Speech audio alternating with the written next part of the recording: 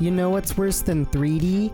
2D. The fuck you say to me? Which is why in this video we're taking a look at the top 5 free 3D platformers on Steam you don't know about, plus a few bonuses.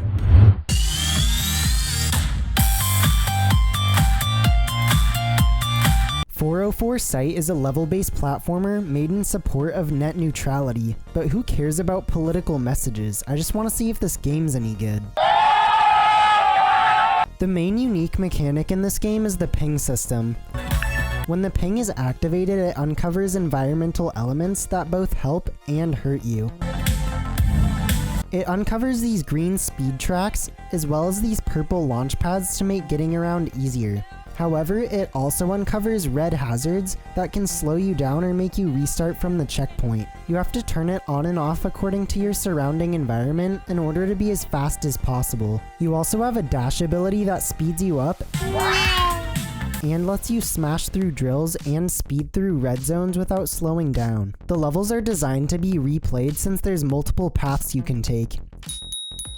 Each level is timed as well to give you an incentive to go back and get a better time. Sometimes the game feels at odds with the speed it's trying to incentivize though. Your movement speed in the air can feel super slow if you get a lot of airtime, and these bounce pads feel like the game is playing itself if you get too many in a row. However, there's no load screens between levels, and the synth soundtrack never stops, which makes the game feel seamless.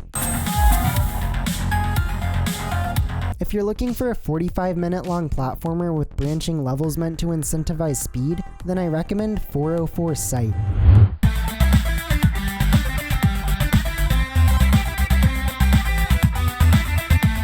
Chromolition is an exploration platformer where you play as a graffiti artist in the same style as Jet Set Radio, with the goal of taking down Company Corp by spray painting. You skate around these open environments collecting coins as well as picking up paint. I don't really know why the coins are in the game since nothing happens when you collect them. The paint, on the other hand, is used to paint murals around the environment, and whenever you collect enough paint to finish a mural, you unlock a new ability. The first ability you unlock is a drone jump, which you can combine with your double jump to get a ton of height. Next, you unlock the grind, which allows you to access previously inaccessible areas and traverse faster around the city. You also have a wall ride ability, so merging all of these mechanics together makes for some pretty satisfying movement. Everyone obeys. They can show us all the words, and they can show us where it stays, but they get to make. The game can be pretty unpolished at times and is terribly optimized, as I'm sure you're seeing in a lot of the footage. And there's no graphic settings you can change either, which is really weird. But I didn't really mind the frame drops because this soundtrack slaps.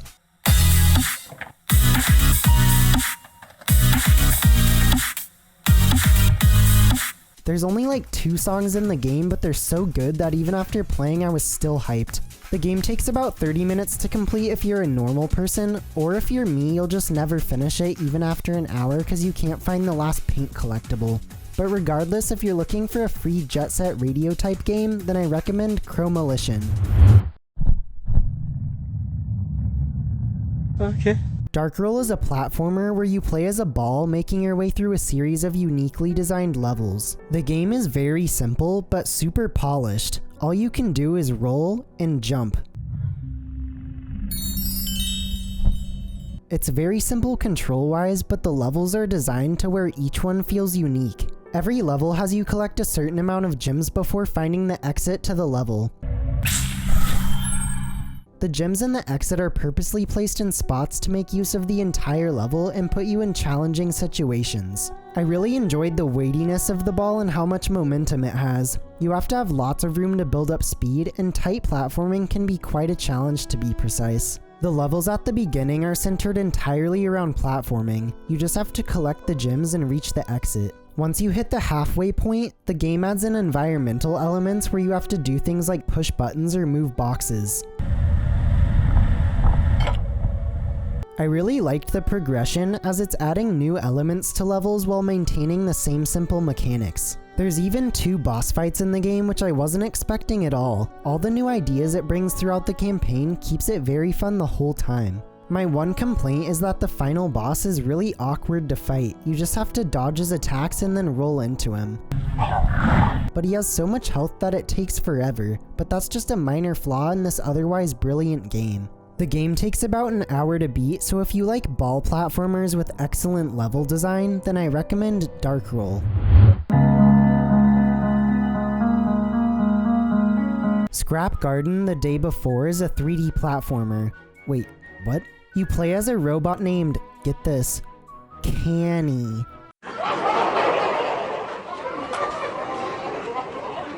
who solves environmental puzzles and fights enemies.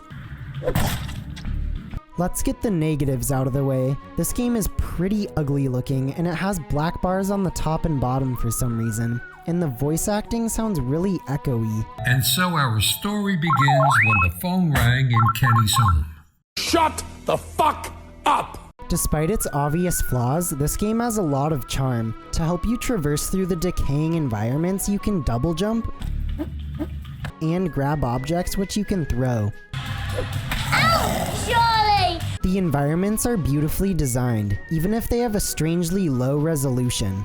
Around the environments, you'll find collectible bolts that you have to gather enough of in order to open certain doors. There's also environmental puzzles to solve, as well as mini-game style puzzles. I learned that I'm really bad at slide puzzles since this thing took me like 10 minutes.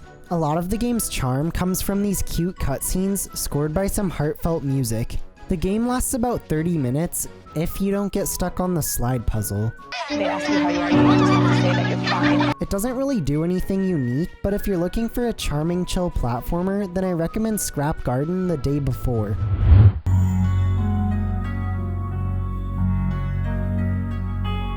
Dawn is an atmospheric platformer where you guide whatever this little creature is through the environment with the goal of bringing life back to the world. You have to activate these shrines that open up paths throughout the world.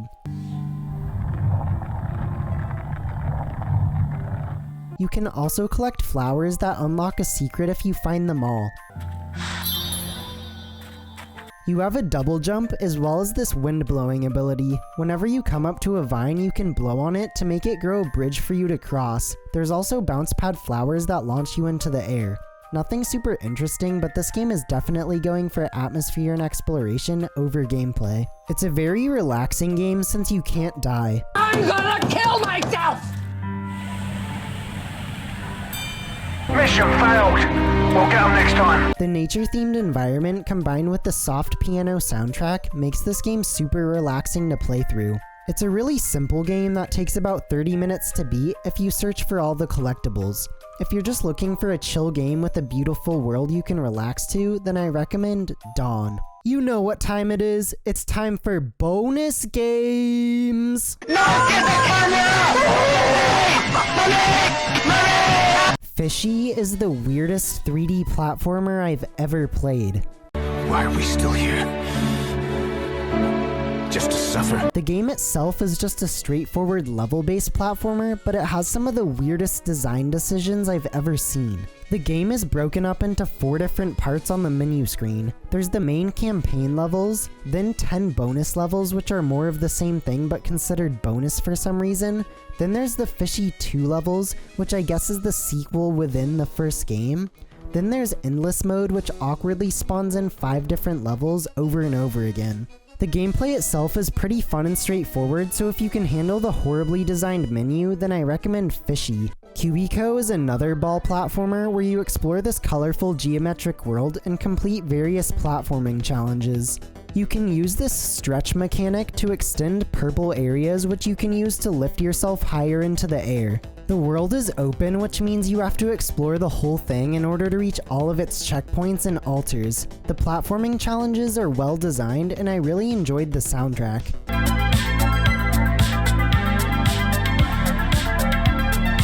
If you like adventure-style platformers, then I recommend Cubico. Those were the top 5 free 3D platformers on Steam you didn't know about. Hopefully at least one of those look like something you'll check out, and if you're looking for more free Steam games you don't know about, I'll have my free Steam games playlist linked in the description down below. And let me know if you ended up getting any of those games down in the comments. Thanks for watching, and don't forget to like and subscribe to keep up with this ongoing series.